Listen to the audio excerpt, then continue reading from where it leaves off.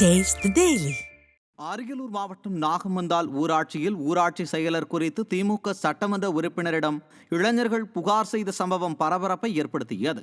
இந்த ஊராட்சியில் சில மாதங்களாகவே பல்வேறு முறைகேடுகள் நடந்த வண்ணம் இருந்துள்ளது.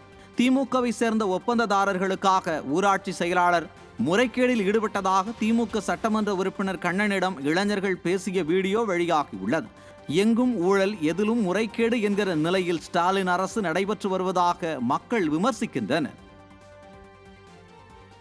சென்னை நெற்குன்றம் உள்பட பல பகுதிகளில் மின்கம்பங்கள் பழுதடைந்து விபத்துக்குள்ளாகும் நிலையில் உள்ளது. நெற்குன்றம், கோயம்பேடு மற்றும் வலசரவாக்கம் உள்ளிட்ட பல பகுதிகளில் 140க்கும் மேற்பட்ட மின்கம்பங்கள் பழுதடைந்து அபாய நிலையில் உள்ளது.